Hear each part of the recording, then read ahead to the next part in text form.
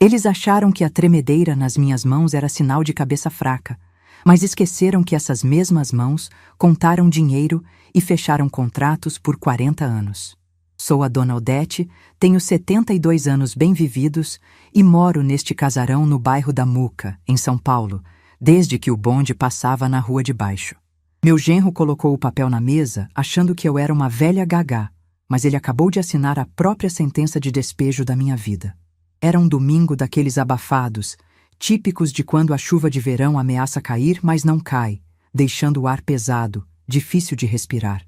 Eu estava na cozinha desde cedo, não porque precisasse. Afinal, Rogério e minha filha, a Mariana, vivem dizendo que eu tenho que descansar, mas porque a cozinha é o único lugar desta casa onde eu ainda sinto que mando em alguma coisa. O cheiro do alho fritando na banha, o barulho da panela de pressão chiando com o feijão novo, o aroma do café coado no pano. Essas coisas são minhas, ninguém tira. Minha casa é grande, herança do meu falecido Geraldo. Um sobrado antigo, com piso de taco que estala quando a gente pisa e janelões de madeira maciça. Tudo aqui tem história. O lustre da sala comprei com o lucro do meu primeiro ano vendendo marmita. O sofá de veludo, reformado 3 vezes, viu a Mariana crescer, namorar e, infelizmente, casar com o traste do Rogério. Faz 3 anos que eles se mudaram para cá. A desculpa foi bonita. Mãe, a senhora está ficando sozinha, é perigoso. Vamos cuidar da senhora. No começo, eu, boba, coração de mãe mole igual pudim, acreditei. Achei que teria companhia, risadas, casa cheia. Mas a verdade é igual azeite na água, sempre sobe.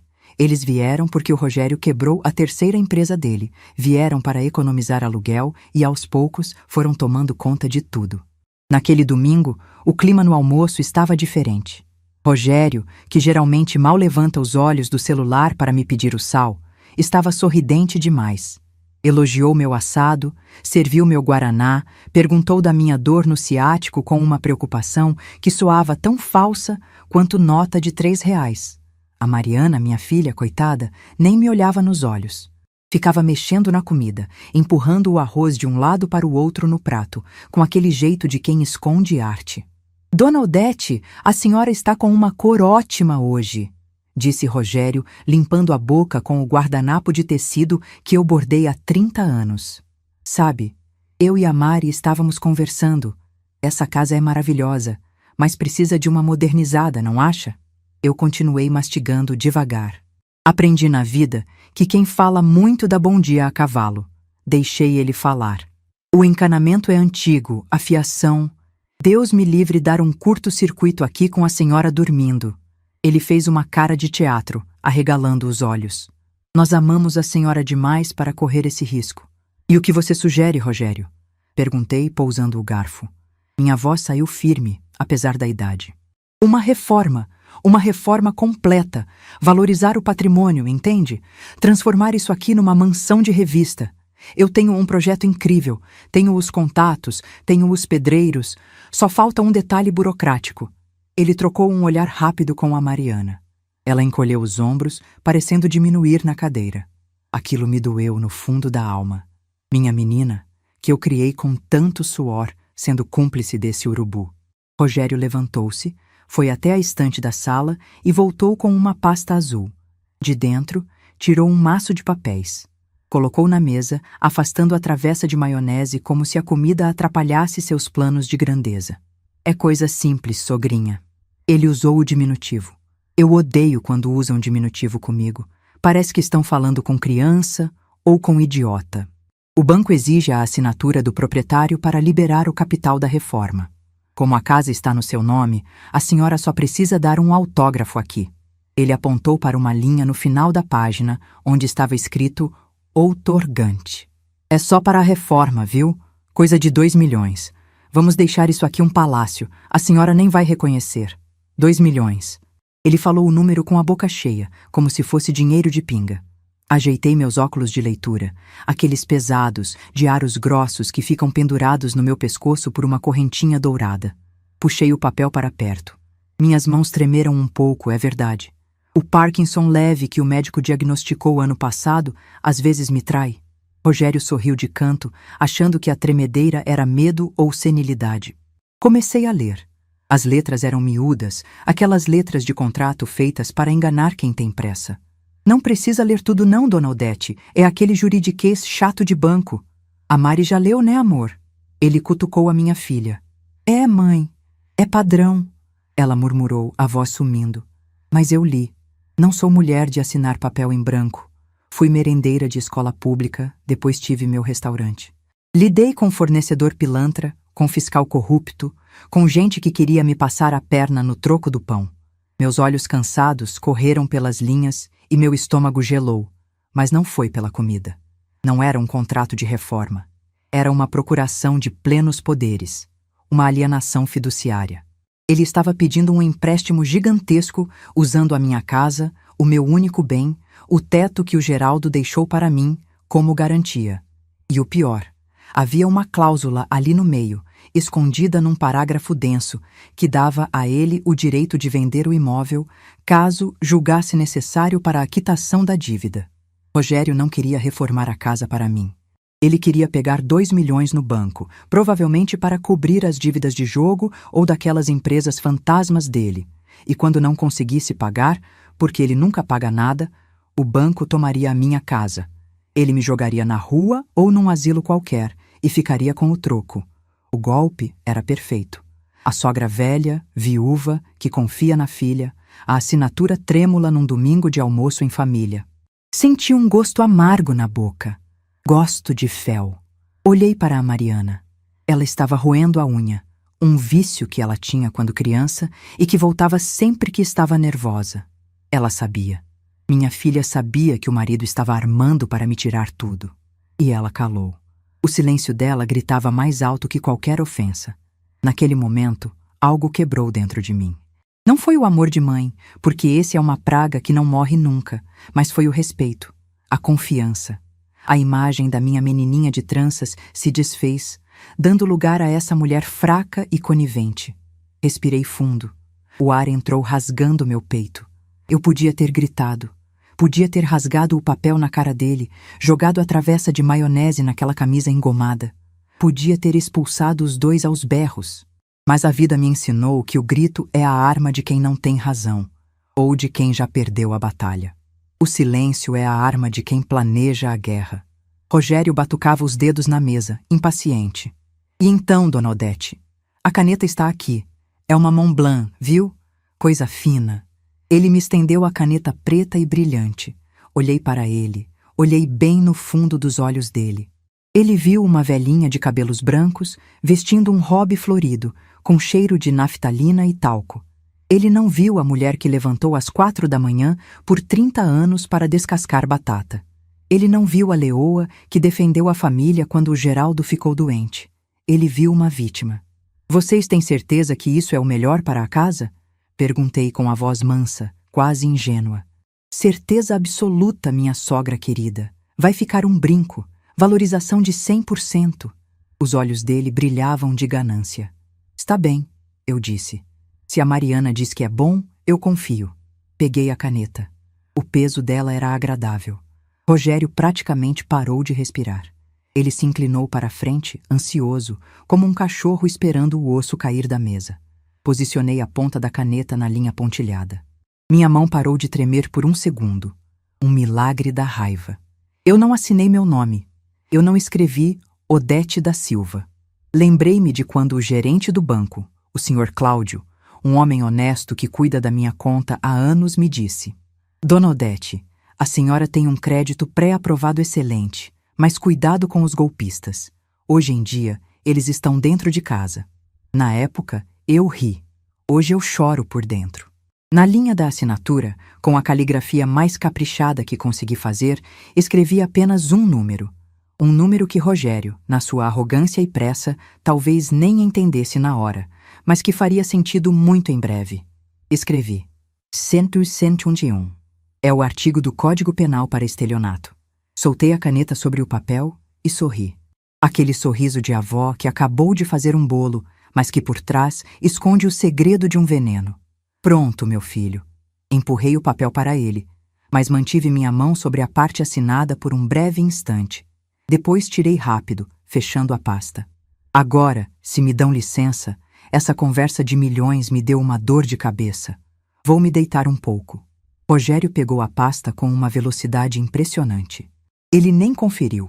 Ele estava tão cego pela vitória, tão certo de que tinha passado a perna na velha, que apenas abraçou a pasta como se fosse um troféu.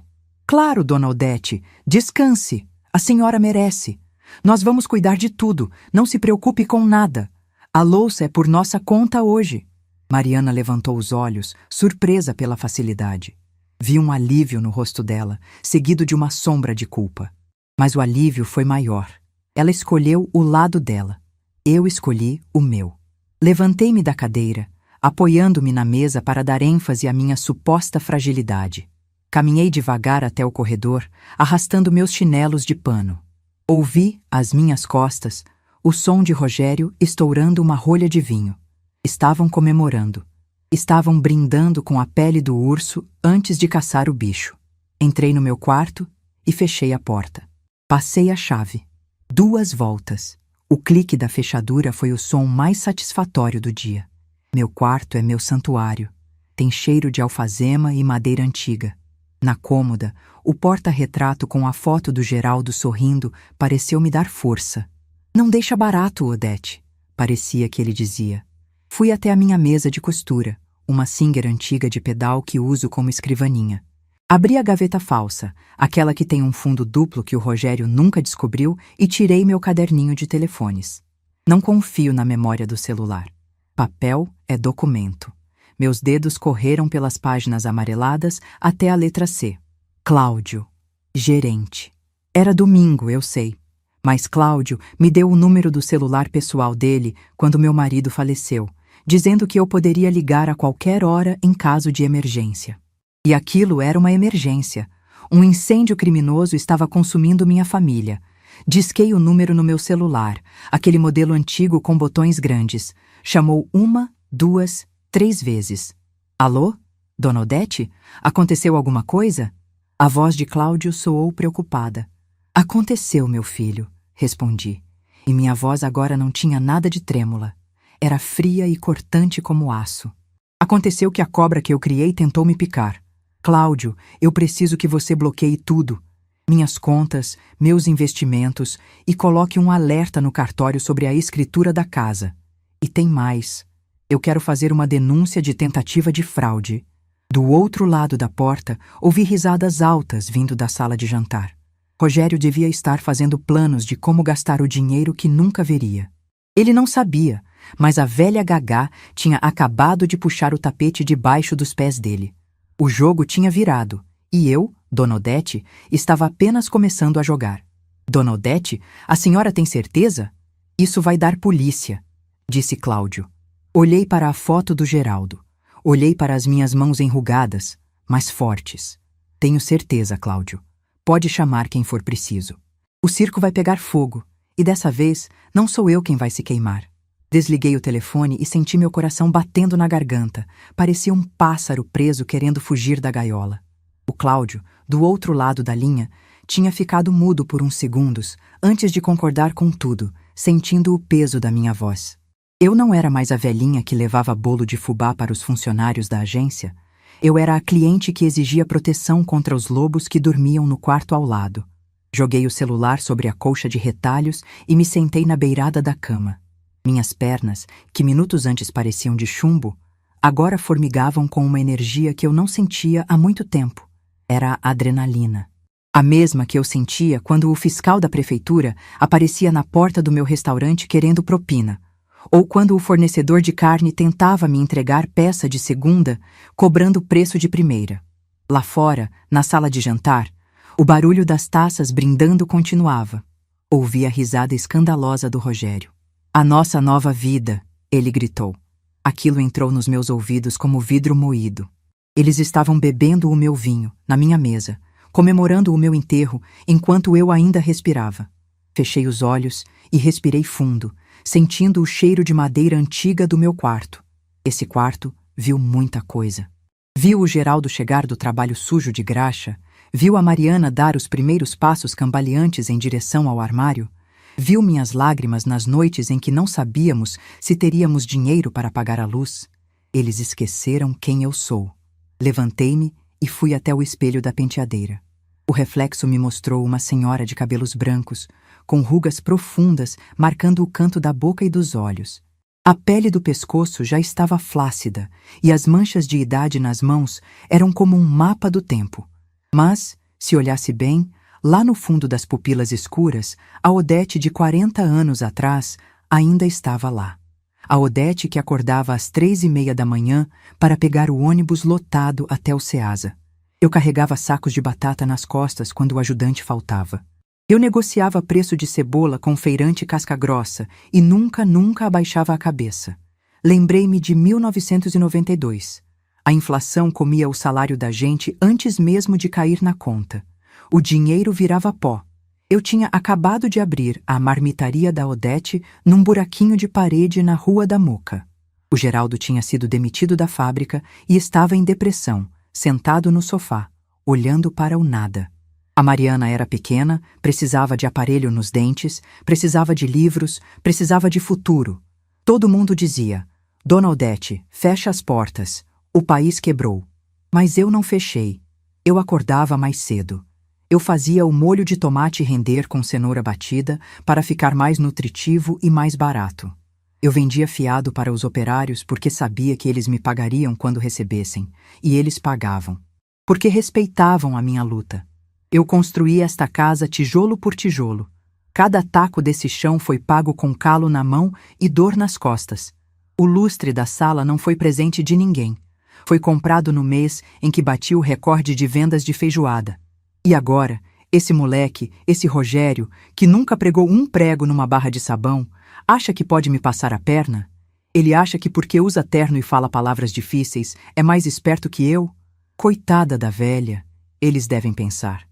Está esclerosada. Mal sabem eles que a velha, aqui, sobreviveu ao plano Collor, ao confisco da poupança, à viuvez e à solidão. Um genro malandro é fichinha perto do que eu já enfrentei. Abri o meu guarda-roupa de embuia, aquele móvel pesado que precisou de 4 homens para subir a escada. Empurrei os casacos de lã para o lado e tateei o fundo, atrás da pilha de lençóis que eu guardo para visitas que nunca vêm. Meus dedos encontraram o trinco secreto da tábua falsa. O Geraldo que fez esse esconderijo. Odete, ele dizia, banco é bom, mas o que é nosso tem que estar perto da mão. Puxei a tábua e tirei de lá a minha caixa de metal. Uma antiga lata de biscoitos dinamarqueses que já perdeu a cor, mas não a utilidade. Coloquei-a sobre a cama e abri com cuidado. O cheiro de papel velho subiu, um perfume que para mim vale mais que ouro. Ali estava a minha vida documentada. A escritura definitiva do imóvel, com os carimbos do cartório já desbotados, mas válidos. O Rogério podia ter a cópia que quisesse, podia ter a lábia que fosse, mas o original estava comigo. E sem o original, ele ia ter que suar muito para convencer qualquer tabelião sério. Peguei também os extratos bancários antigos, as apólices de seguro que fiz em nome da Mariana, que agora eu precisava rever urgentemente. E, o mais importante, um caderno pequeno, de capa preta, onde eu anotava tudo. Abri o caderno. Nas últimas páginas, comecei a anotar coisas que percebi nos últimos meses, mas que minha bondade de mãe tentava ignorar. Dia 12 de março. Sumiram R$ 500 da minha carteira que deixei na sala. Mariana disse que eu devia ter gastado e esquecido. Eu não gastei. Dia 04 de abril. Ouvi Rogério no telefone falando sobre aposta garantida e dívida de jogo. Desligou quando me viu entrar. Dia 20 de maio. Chegou uma carta do banco em nome do Rogério. Cobrança judicial. Ele rasgou antes de ler, mas eu vi o logotipo do escritório de advocacia. Eu não estava ficando louca. Eu estava juntando as peças, só não queria ver a imagem feia que o quebra-cabeça formava. Mas agora a imagem estava nítida. Peguei uma caneta e comecei a fazer uma lista nova no caderno. Plano de defesa. Escrevi no topo. 1. Garantir que o Cláudio bloqueie tudo na segunda-feira bem cedo. 2. Esconder a escritura e as joias fora de casa, talvez na casa da vizinha Zenaide, minha amiga de 50 anos. 3. Gravar as conversas deles. Parei nesse ponto. Gravar. Como eu faria isso? Olhei para o meu celular antigo. Ele não tinha essas modernidades de gravador fácil. Mas então me lembrei da Mariana. Quando ela era adolescente, ela me deu de presente um gravadorzinho digital, dizendo que era para eu gravar minhas receitas para não esquecer, já que eu cozinhava tudo de olho. Eu nunca usei muito, achava complicado, mas guardei. Fui até a gaveta da cômoda onde guardo as bagunças. Botões soltos, carretéis de linha, terços quebrados. Remexi tudo até que meus dedos tocaram o plástico frio do aparelho. Estava lá, empoeirado. Coloquei pilhas novas que tirei do controle remoto da televisão. Apertei o botão REC. A luzinha vermelha acendeu. Testei. Testando. 1, 2, 3. Rogério é um canalha. Reproduzi. A voz saiu chiada, mas clara. Perfeito. Sentei-me novamente e olhei para a porta trancada. Eu podia ouvir os passos deles no corredor agora. O piso de taco não sabe guardar segredo. Eles estavam indo para a sala de TV. Amor, você viu a cara dela? Era a voz do Rogério, abafada pela madeira da porta. Nem leu. Assinou como se fosse autógrafo de fã. Rogério, fala baixo. A voz da Mariana era um sussurro medroso. E se ela desconfiar? 2 milhões é muito dinheiro. O banco vai ligar para ela. Relaxa, Mari. Eu dei o número do meu celular como contato secundário. Se ligarem, eu atendo, imito a voz dela. Sei lá. Velho não atende telefone, tem medo de telemarketing. E outra, com a procuração assinada, o gerente não pode fazer nada. Amanhã mesmo eu dou entrada na papelada online. Em 1 semana, a grana tá na conta e a gente paga o agiota. O resto? O resto a gente curte. Meu estômago embrulhou. Agiota. Então era isso. O buraco era mais embaixo. Ele não queria reformar nada. Ele queria salvar a própria pele de gente perigosa e usar a minha casa como escudo. E a minha filha? Ah, Mariana, você sabia do agiota? Você ia deixar bandido bater na porta da sua mãe? Senti uma lágrima escorrer, quente e pesada. Mas limpei rápido. Não era hora de chorar. Era hora de virar bicho. Levantei-me e fui até o pequeno oratório que tenho no canto do quarto. A imagem de Nossa Senhora Aparecida, com o manto azul descascado, olhava para mim. Acendi uma vela eletrônica. Minha mãe, sussurrei. Perdoa o que eu vou fazer. Mas quem não pode com o pote, não pega na rodilha. Eles mexeram com a abelha rainha, agora vão ter que aguentar o enxame. Guardei a lata de documentos de volta no fundo falso. Coloquei o gravador no bolso do meu hobby, com a mão pronta para apertar o botão a qualquer momento. Precisava sair do quarto. Se eu ficasse muito tempo trancada, eles poderiam desconfiar. O Rogério é burro, mas é desconfiado como todo caloteiro. Eu precisava manter a farsa da velhinha ingênua. Precisava dar corda para eles se enforcarem. Destranquei a porta devagar. O clique da chave soou alto no silêncio do corredor, mas a TV na sala estava alta. Respirei fundo, compus a minha máscara. Arqueei um pouco as costas. Deixei a mão tremer levemente, coloquei no rosto aquela expressão mansa e aérea que eles tanto desprezavam. Caminhei até a sala. Eles estavam no sofá. Rogério com os pés em cima da mesinha de centro, algo que eu detesto, e Mariana roendo as unhas. Dona Odete! Rogério pulou quando me viu, derrubando um pouco de vinho no tapete. Já acordou? Pensei que ia dormir a tarde toda. O sono não veio, meu filho, disse eu com a voz falhando propositalmente. E me deu uma sede. Acho que o assado estava meio salgado. Eu pego água para a senhora, mãe. Mariana se levantou rápido, culpada. Não precisa, filha. Eu ainda tenho pernas. Fui até a cozinha, passando por eles. Enquanto enchia o copo de água no filtro de barro, fiquei de costas para a sala, mas com os ouvidos atentos. Viu? Cochichou Rogério. Tá gagá mesmo, reclamando do sal da própria comida. Amanhã, assim que o dinheiro sair, a gente começa a ver aquela viagem para a Europa que eu te prometi. Deixa a velha aqui com uma cuidadora barata e vamos viver. Mas e a reforma, Rogério? A gente disse que era para reforma. Mariana sussurrou de volta. A gente pinta a fachada, troca umas telhas e diz que o dinheiro acabou. Ela nem vai notar a diferença. Velho só quer saber de novela e remédio.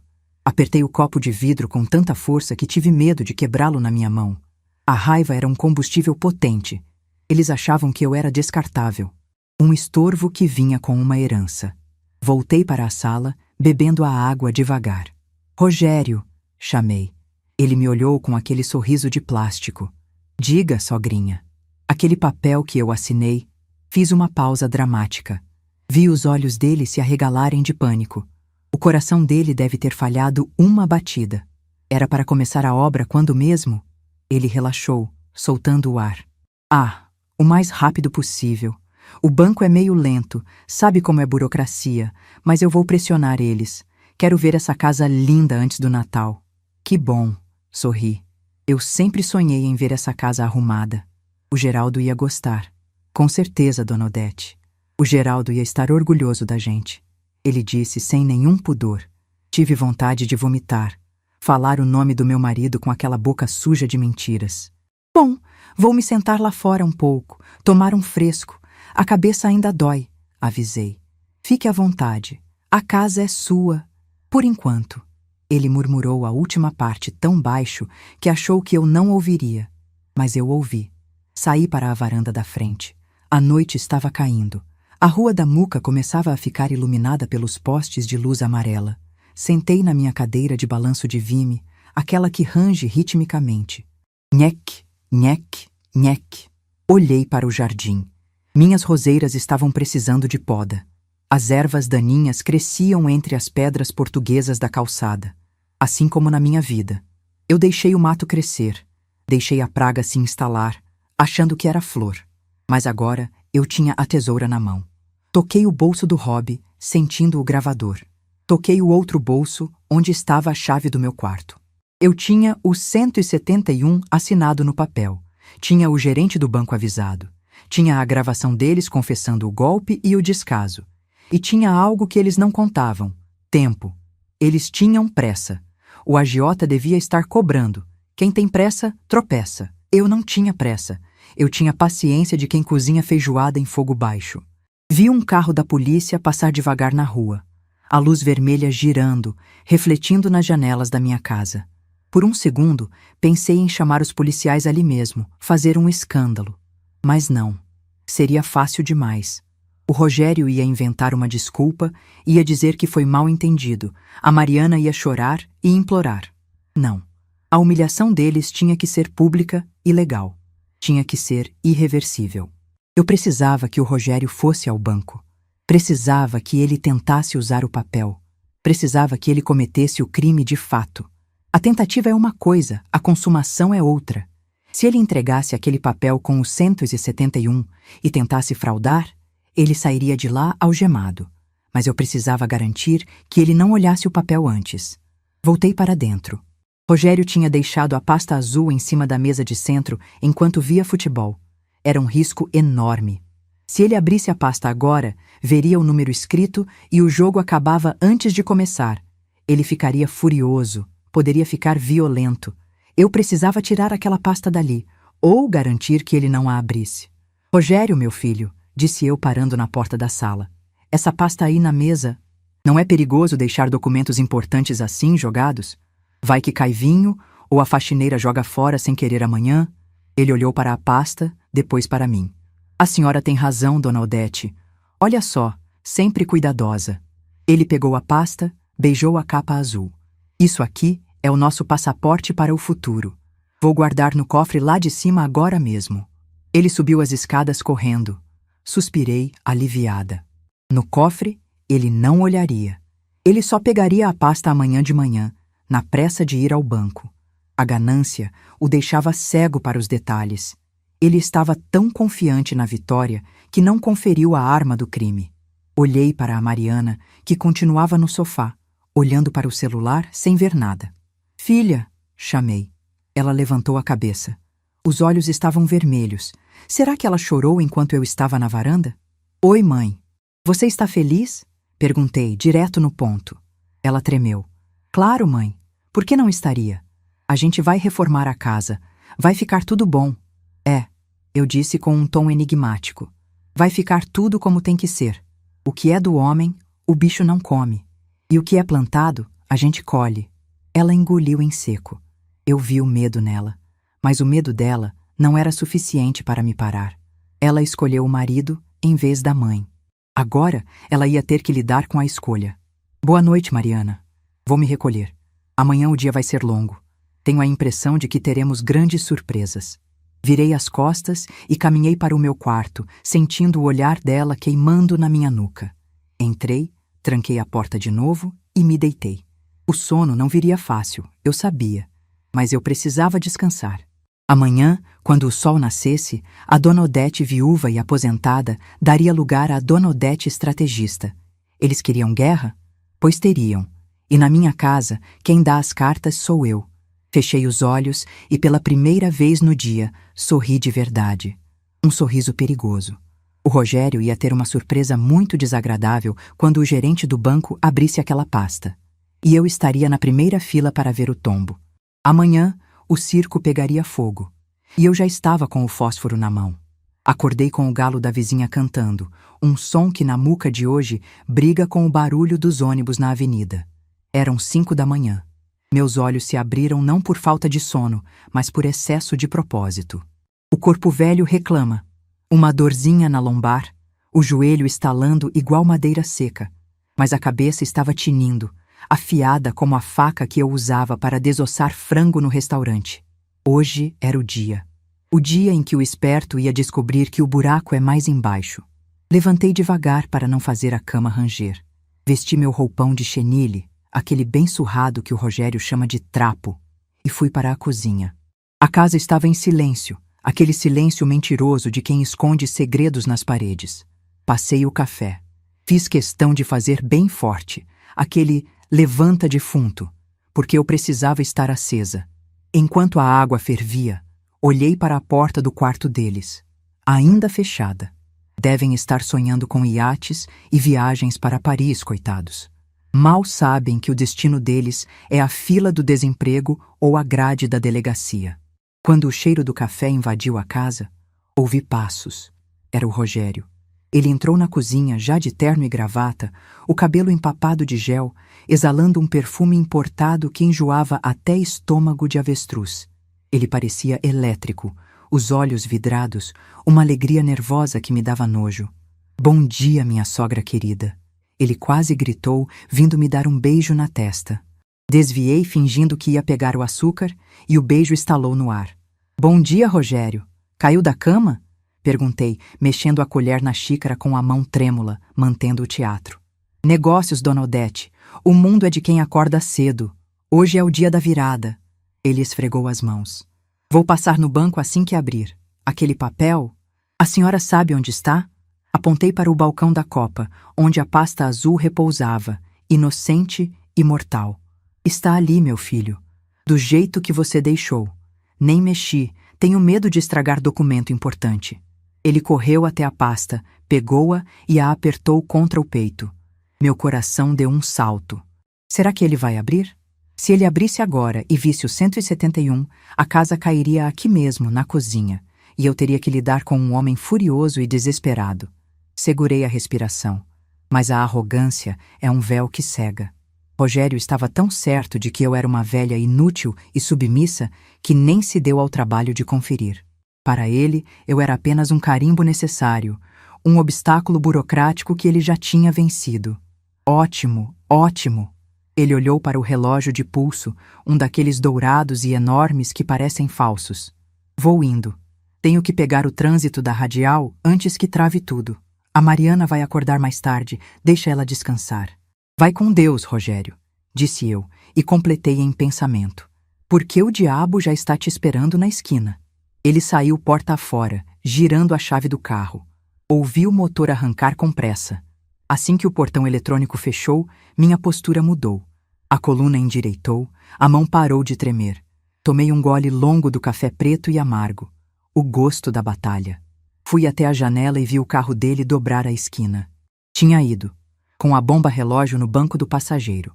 Agora eu tinha pouco tempo. O banco abre às 10. Eu precisava me mexer. Primeiro, a retaguarda. Fui até o quintal dos fundos.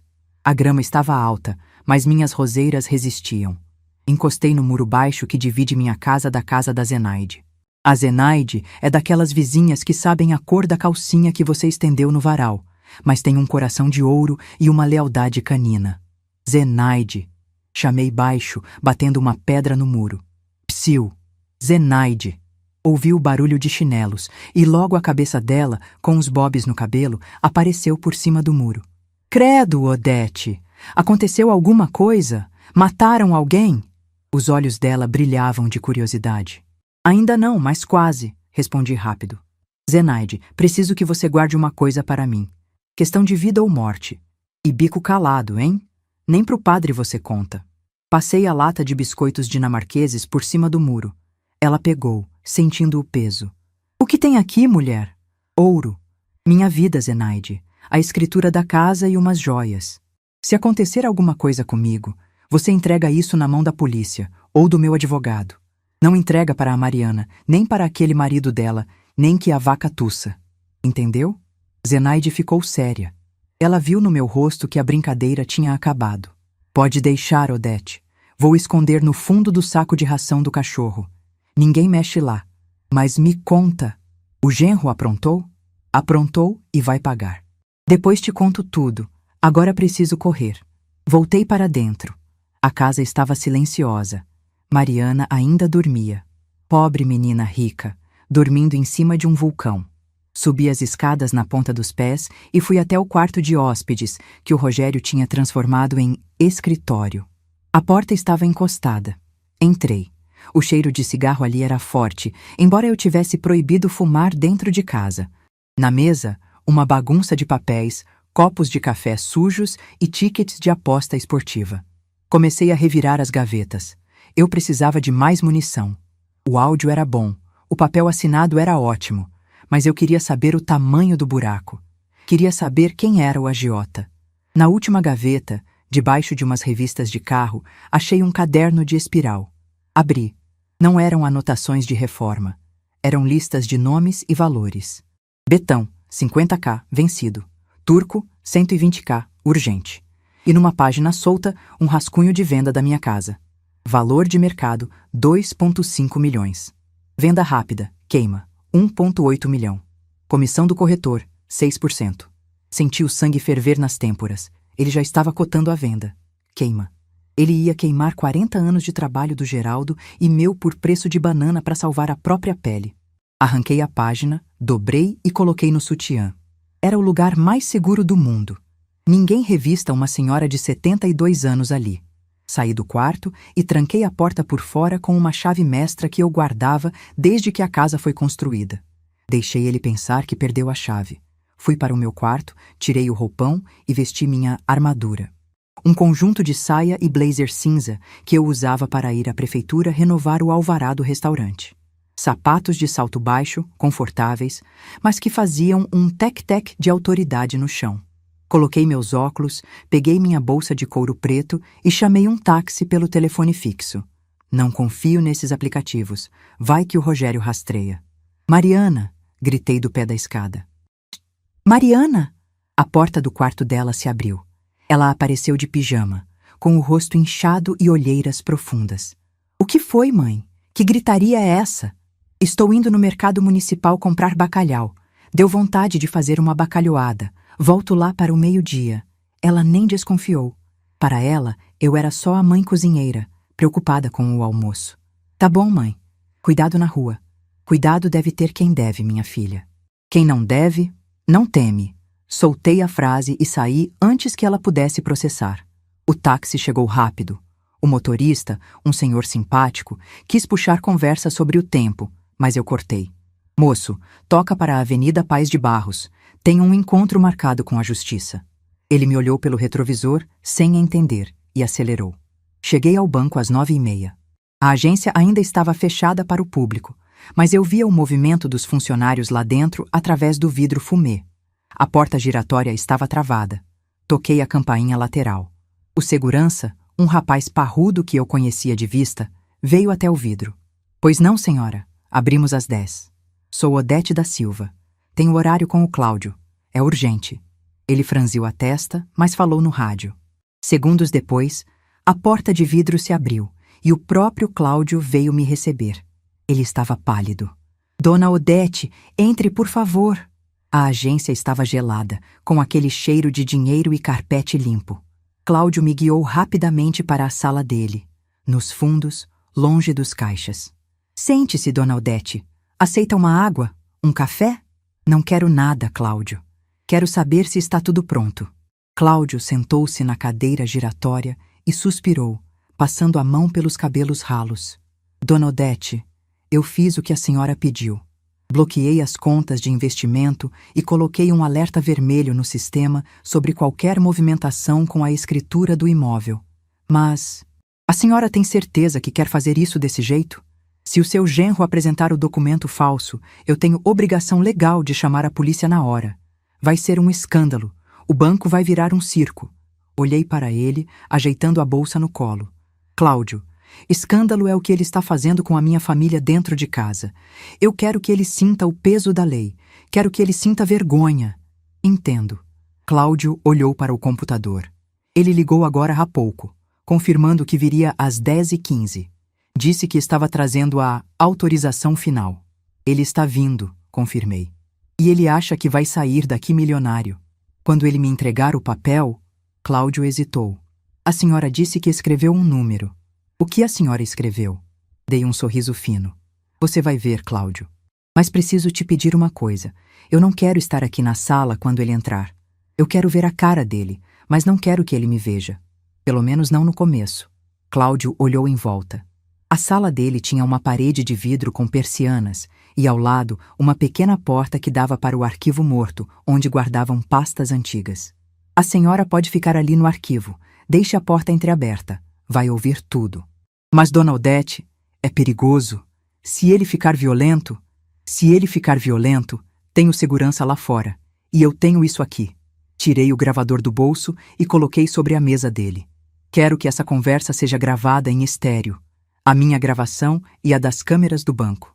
Cláudio assentiu, impressionado. Ele pegou o gravador e o escondeu debaixo de uma pilha de papéis, mas com o microfone virado para a cadeira do cliente. Está certo. Vamos fazer do seu jeito. Faltavam 5 minutos. Entrei na salinha do arquivo. Era apertada, cheia de estantes de metal e cheiro de poeira, mas tinha uma fresta perfeita para ver a mesa do Cláudio. Puxei um banquinho e me sentei no escuro. Meu coração batia forte, mas não era medo. Era a ansiedade do caçador que vê a presa se aproximando da armadilha. 10h15 em ponto. Ouvi a voz do segurança lá fora e, em seguida, a porta da sala do Cláudio se abriu. Rogério entrou como se fosse o dono do banco. Terno alinhado, pasta azul debaixo do braço, sorriso de comercial de creme dental. Cláudio, meu amigo, como vai? Ele estendeu a mão, confiante. Bom dia, senhor Rogério. Sente-se, por favor, respondeu Cláudio seco, sem levantar. Rogério sentou-se, cruzando as pernas e ajeitando a calça para não amassar o vinco. Desculpe a pressa, Cláudio, mas você sabe como é obra. Pedreiro parado é dinheiro jogado fora. Vim trazer a autorização da minha sogra para liberarmos aquele crédito. Da minha fresta no escuro, eu via o perfil do Rogério.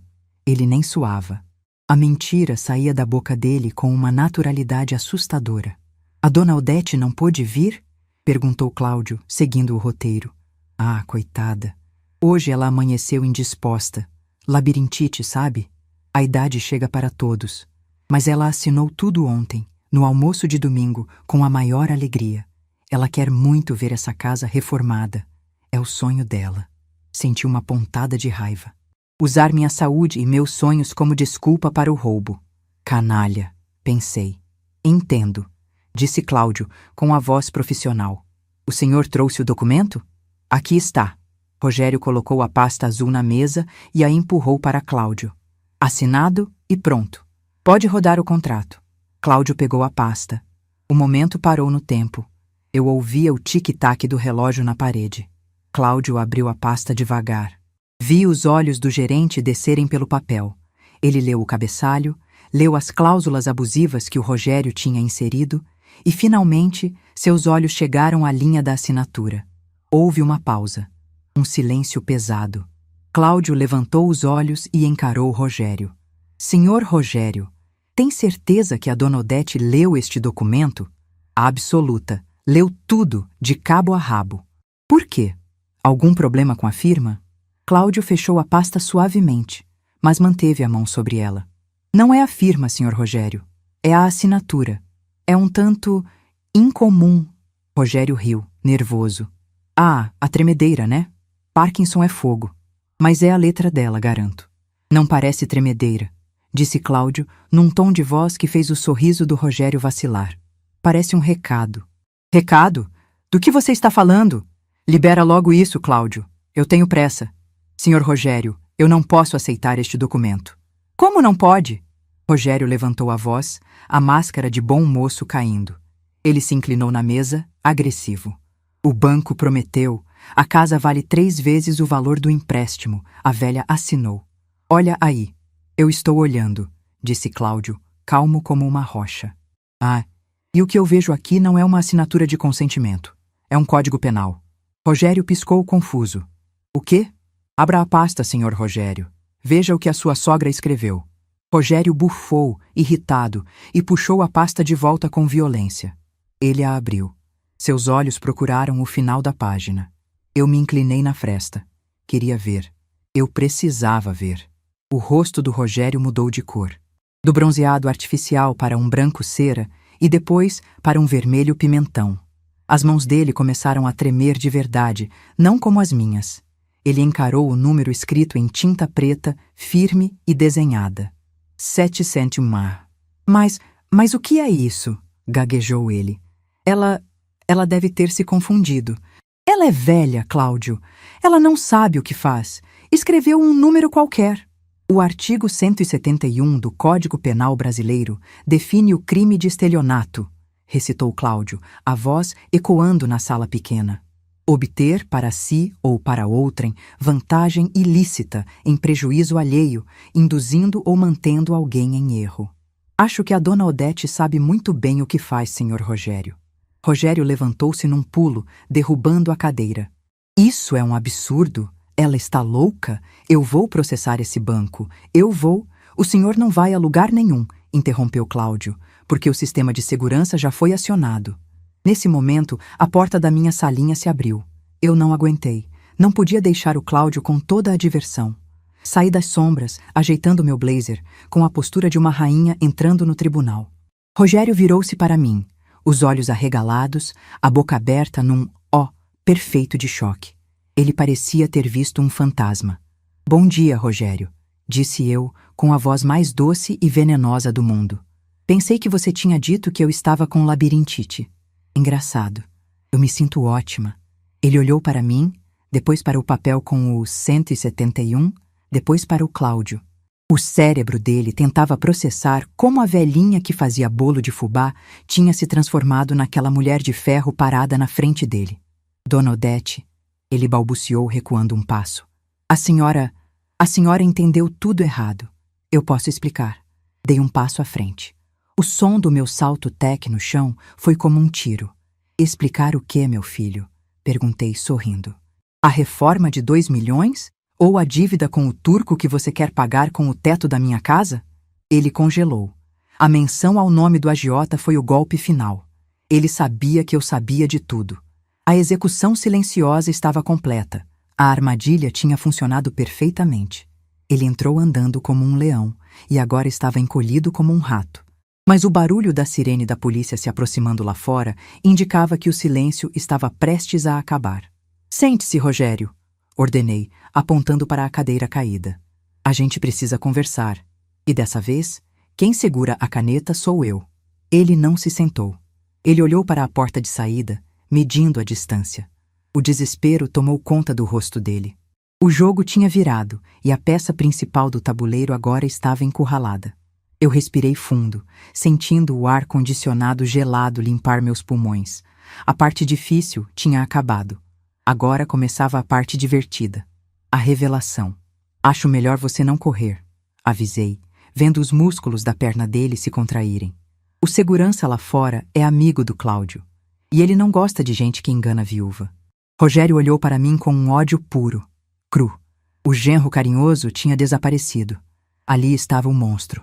Sua velha maldita, ele sibilou. Sorri. Sou o mesmo. E você não viu nem a metade. Separador. O ar-condicionado da sala do Cláudio zumbia abaixo, mas para mim soava como o rugido de um motor prestes a explodir. Rogério estava ali, parado, com a mão apoiada na mesa de vidro, os nós dos dedos brancos de tanta força que fazia. Aquele sua velha maldita ainda ecoava nas paredes, uma ofensa que não me atingiu como insulto, mas como confissão. Ele tinha tirado a máscara. O bom moço, o genro prestativo, o empresário de sucesso, tudo tinha derretido, sobrando apenas um moleque assustado e cruel. Eu não recuei. Pelo contrário, dei mais um passo em direção a ele. Meus sapatos confortáveis pisaram firme no carpete azul do banco. Maldita! Repeti, saboreando a palavra. Maldita é a fome que eu passei para criar a mulher que você desvirtuou. Maldita é a artrite que eu tenho nos joelhos de tanto esfregar chão para comprar aquela casa que você quer vender a preço de banana. Eu sou abençoada, Rogério.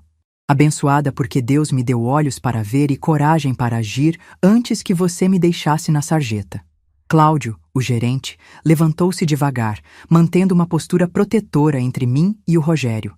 Senhor Rogério, por favor, afaste-se da mesa, disse Cláudio com a voz firme de quem já viu muito caloteiro tentar dar carteirada. A segurança já está vindo. Rogério olhou para os lados como um bicho enjaulado. A arrogância dele estava escorrendo pelo colarinho da camisa cara, misturada com o suor frio. Vocês não podem fazer isso, ele gritou, a voz falhando, aguda. É briga de família. O banco não tem nada a ver com isso. Ela assinou. Ela me deu a procuração. Se ela escreveu número em vez de nome, o problema é dela, é senilidade. Eu tenho testemunha. A Mariana viu. A Mariana. Falei, sentindo um gosto amargo na boca. A Mariana não viu nada, Rogério. A Mariana escolheu fechar os olhos, mas eu abri os meus. Levei a mão ao decote do meu blazer e tirei o papel dobrado que eu havia resgatado do escritório dele naquela manhã. O papel com as anotações da venda da casa e as dívidas de jogo. E isso aqui? Joguei o papel amassado no peito dele. Turco, 120k, urgente. Venda rápida, queima. Você ia queimar o meu patrimônio para pagar a agiota, seu irresponsável. Ia jogar 40 anos de suor no lixo para cobrir suas apostas. Rogério pegou o papel no ar, leu rapidamente e amassou-o com raiva, jogando no chão. Você revirou minhas coisas. Isso é invasão de privacidade. Ele berrou, tentando virar o jogo, tentando usar a lei que ele mesmo estava violando. Privacidade? Ri. Um riso seco e sem humor.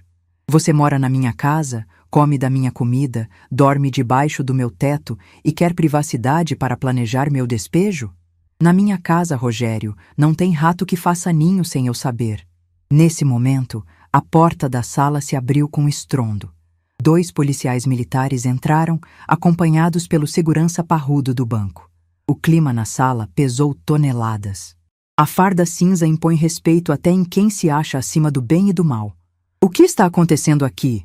Perguntou o policial mais velho, um sargento com bigode grisalho e cara de poucos amigos. Cláudio tomou a frente. Sargento, sou o gerente. Acionei o senhor porque estamos diante de uma tentativa de estelionato em flagrante. O cidadão aqui, senhor. Rogério tentou sacar um empréstimo de 2 milhões usando um imóvel de garantia com uma procuração fraudulenta, assinada sob falso pretexto. É mentira, Rogério gritou, apontando o dedo para mim. É mentira dessa velha esclerosada. Ela assinou. Ela concordou. Agora se arrependeu e está armando esse circo. O sargento olhou para Rogério, depois para mim. Eu estava parada, coluna ereta, segurando minha bolsa com as 2 mãos, a imagem da dignidade ofendida. A senhora é a proprietária? O policial perguntou para mim, com o tom mais suave. Sou seu guarda, Odete da Silva. E esse rapaz é meu genro. Ele me disse que o papel era para autorizar uma reforma no encanamento. Disse que era coisa simples. Eu, confiando nele e na minha filha, peguei a caneta. Mas... Fiz uma pausa teatral, olhando nos olhos do Rogério. Como diz o ditado, o seguro morreu de velho. Desconfiei. E em vez de assinar meu nome, escrevi um aviso. Cláudio entregou a pasta azul aberta para o policial. O sargento ajustou os óculos e olhou para a linha da assinatura.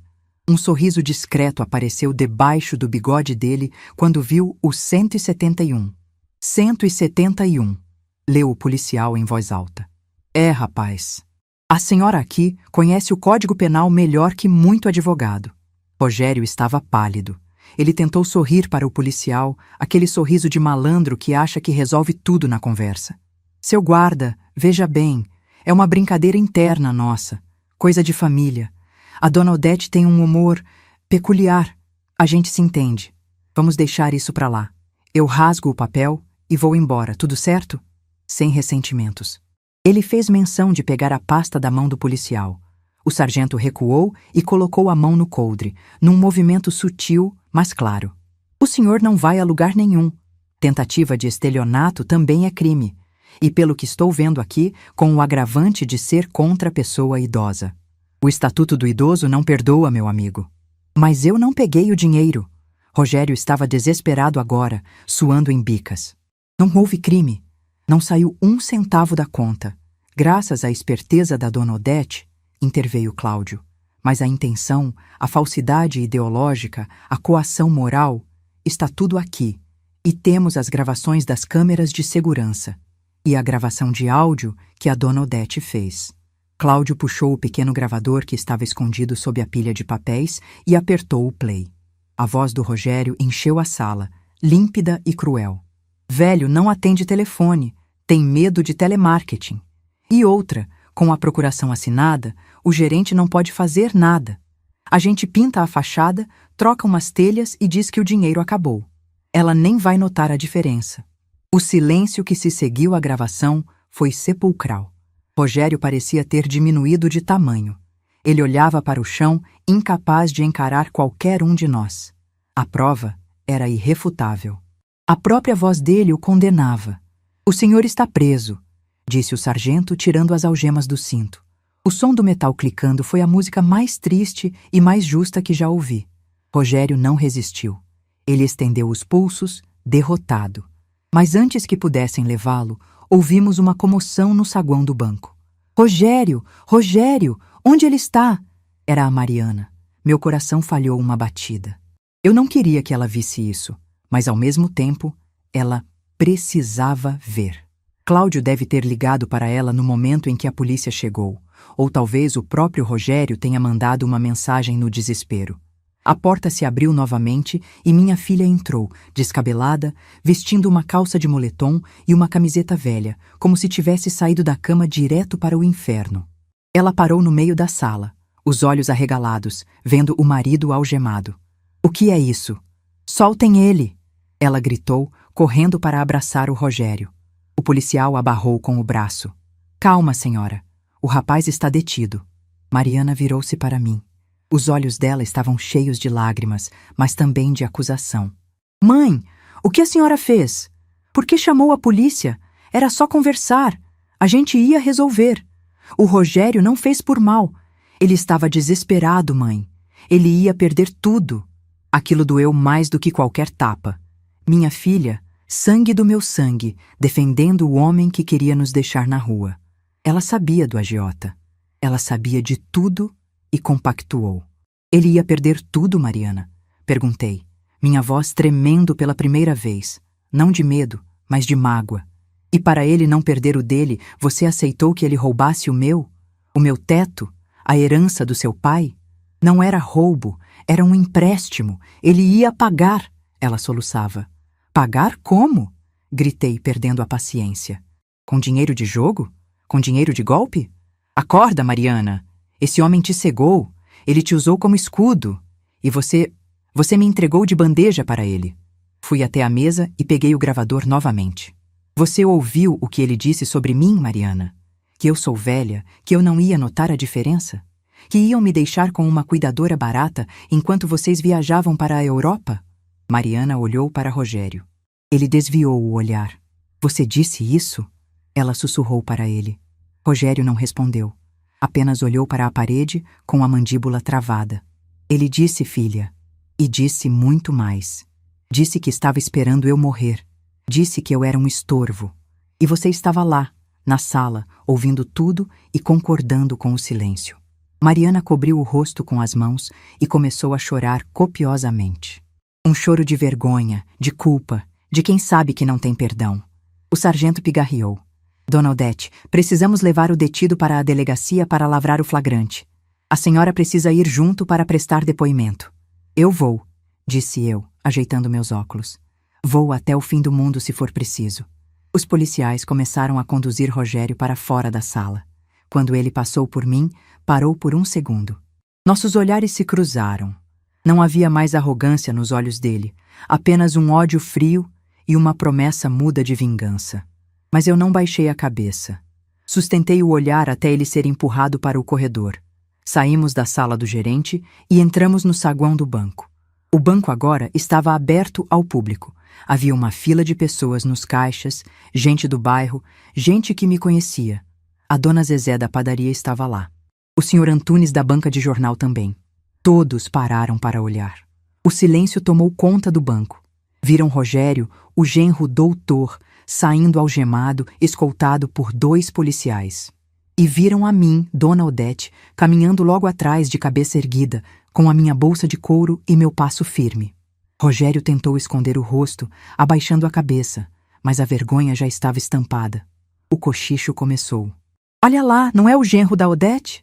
Algemado? O que será que ele fez? Coitada da Odete, tão boa gente. Eu não senti pena dele, senti alívio. Aquele teatro tinha acabado. A mentira tinha sido exposta à luz do dia, na frente de toda a muca. Mariana vinha atrás de nós, chorando, tentando segurar no braço do marido, mas sendo afastada pelos policiais.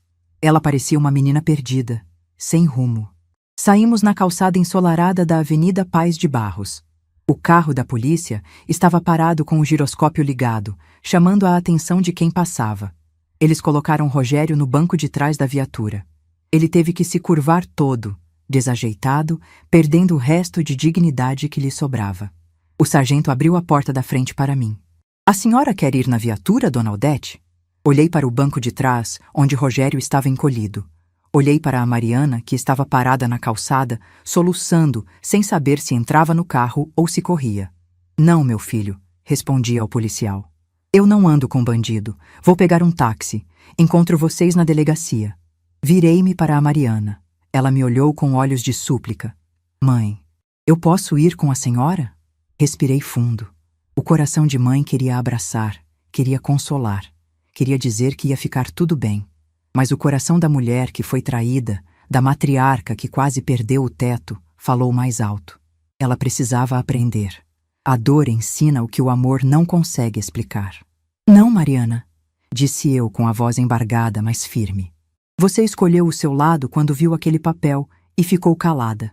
Agora, você vai ter que andar com as próprias pernas. Pegue o seu carro, vá atrás do seu marido. Eu tenho que cuidar da minha vida, já que vocês tentaram acabar com ela. Virei as costas para a minha filha, ouvindo o choro dela aumentar. Doeu. Doeu como se tivessem arrancado um pedaço de mim sem anestesia. Mas entrei no táxi que o Cláudio tinha chamado. Encostei a cabeça no banco do carro enquanto o motorista arrancava. O ar-condicionado gelava meu rosto quente. As lágrimas que eu segurei a manhã inteira finalmente desceram, silenciosas, lavando a maquiagem, lavando a raiva. Eu tinha vencido. O golpe tinha sido frustrado. O vilão estava preso. A casa estava salva. Mas enquanto olhava a paisagem da muca passando pela janela, as casinhas antigas, as fábricas desativadas, as ruas onde criei minha família, eu não sentia alegria. Sentia o peso imenso de ter que ser forte, quando tudo o que eu queria era ser apenas uma avó tranquila. Mas a vida não pergunta o que a gente quer. Ela pergunta o que a gente aguenta. E eu, Dona Odete, aguento muito mais do que eles imaginavam. O motorista me olhou pelo retrovisor. Para a delegacia, senhora? Limpei as lágrimas com as costas da mão, ajeitei o blazer e respirei fundo, recuperando o ar de quem comanda a cozinha. Para a delegacia, moço. Vamos terminar o que começamos. Hoje eu vou assinar muitos papéis, mas pode ter certeza.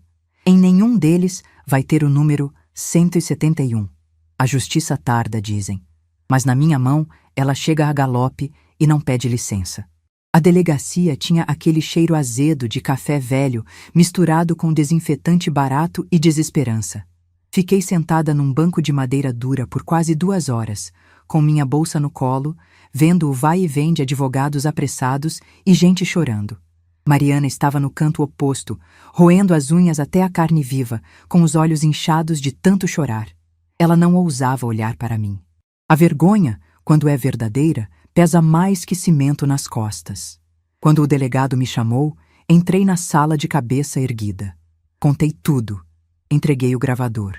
O escrivão, um rapaz jovem que me lembrava meu neto se eu tivesse um, digitava tudo com respeito, balançando a cabeça em negação a cada detalhe da canalice do Rogério. A senhora teve sangue frio, dona Odete, disse o delegado ao assinar o boletim de ocorrência. A maioria das vítimas na sua idade só percebe quando o oficial de justiça bate na porta com a ordem de despejo. Esse 171 que a senhora escreveu devia virar quadro. Saí de lá com o papel do BO na mão. Era mais que um documento, era minha carta de alforria.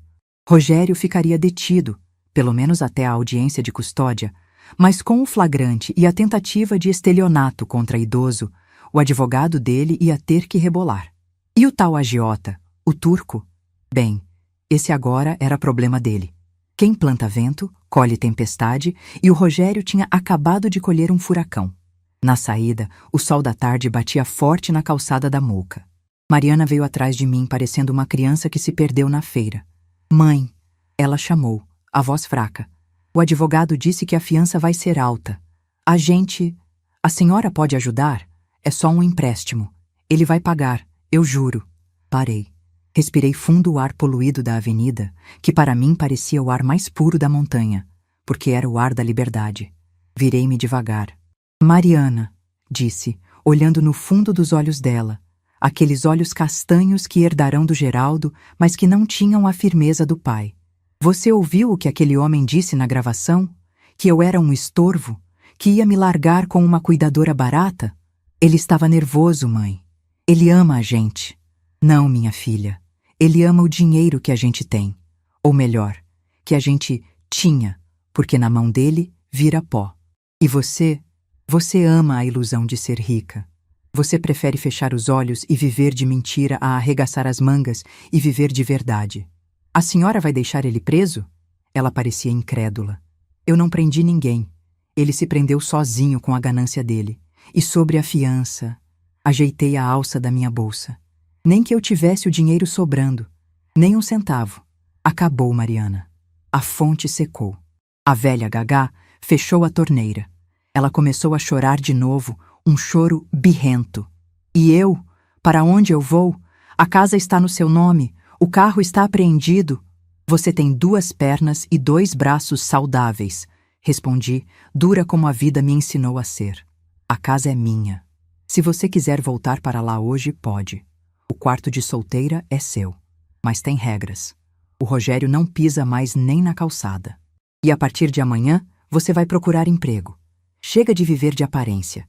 Dei as costas e chamei um táxi. Ela ficou lá parada, chorando na calçada da delegacia. Doeu? Doeu como se tivessem arrancado um pedaço do meu fígado. Mas mãe que não educa, cria monstro. E eu já tinha deixado um monstro dormir na minha sala por tempo demais. Voltar para casa naquele fim de tarde foi estranho. A casa estava em silêncio. Não havia a TV ligada no futebol. Não havia o cheiro daquele perfume enjoativo do Rogério. Havia apenas o som dos meus passos no taco de madeira e o tic-tac do relógio de parede. A primeira coisa que fiz foi ir até o muro dos fundos. Zenaide! Chamei. Minha vizinha apareceu num pulo, como se estivesse de plantão esperando a fofoca. A menina do céu! O bairro todo tá falando. O carro da polícia levou o doutor? É verdade que ele é bandido? É verdade, Zenaide. Mas agora a casa está limpa. Pode me devolver minha lata? Ela me passou a lata de biscoitos por cima do muro. Segurei aquele metal frio contra o peito. Minha escritura, minhas joias, minha vida. Obrigada, amiga, disse eu. Amanhã você vem tomar café? Tenho que te contar os detalhes. E traz aquele bolo de milho que só você sabe fazer. Entrei e fui direto para o escritório. O cheiro de cigarro ainda estava lá. Abri as janelas, deixando o vento da muca entrar e levar embora a podridão. Comecei a recolher as coisas dele. Roupas, papéis, aquelas revistas de carro importado. Coloquei tudo em sacos de lixo preto. Não por maldade, mas por higiene. Eu precisava desinfetar a minha vida. Quando a noite caiu, Mariana chegou. Ela entrou em silêncio, os olhos vermelhos. Viu os sacos pretos no canto da sala. Não disse nada. Subiu para o quarto dela, o antigo quarto de solteira, e fechou a porta. Ouvi o choro abafado pela noite adentro. Deixei ela chorar. O choro lava a alma e às vezes acorda a consciência.